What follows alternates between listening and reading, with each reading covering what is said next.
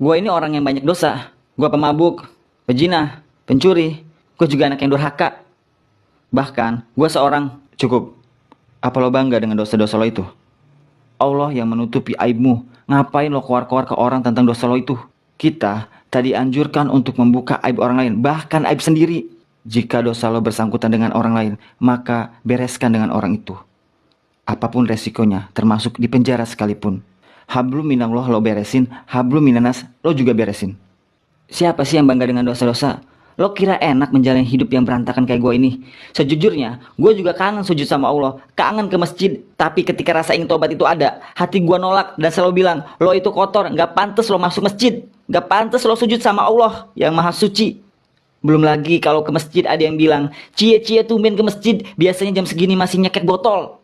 Gua kesel, akhirnya gak jadi tobat. Gua tambah malas ke masjid dan merasa diri ini memang gak pantas untuk sholat. Karena gua berpikir, sholat hanya untuk orang-orang yang suci, bukan orang yang kotor dan penuh dosa kayak gua ini. Lagian mana ada yang mau bimbing gua untuk tobat, untuk sholat? Gak ada. Mereka hanya bisanya menghina, menyindir, mencaci kehidupan gua yang hina ini. Padahal gue juga pengen sujud ke Allah, mengadu setiap masalah hidup ke Tuhan gue. Apa itu salah? Hanya karena gue seorang pendosa. Lo denger ya, gue mau bimbing lo. Gue mau bimbing lo. Gue mau menyertai lo dalam pertobatan. Tapi lo harus benar-benar bertobat dengan sungguh-sungguh. Karena setan gak akan rela kalau lo keluar dari lingkarannya. Abaikan suara setan itu, bisikan negatif itu. Jika suara itu datang lagi dan bilang ke lo, Tuhan lo gak bakal memberi ampunan lo karena dosa lo udah terlampau batas, maka lawan bisikan itu dengan bilang, Tuhan gua maha pengampun. Jika dosa gua begitu besar, maka ampunan Allah jauh lebih besar. Satu hal yang harus lo tahu, Allah itu senengnya bukan main. Tatkala ada hambanya yang bertaubat dan mohon ampun. Jadi jangan ragu untuk bertobat.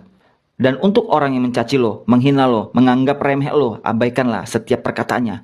Anggap rasa sakit lo itu sebagai penggugur dosa-dosa lo. Dan jangan lupa, doakan yang terbaik orang yang menghina lo itu, agar hidup lo bisa mencapai ketenangan di dunia dan akhirat.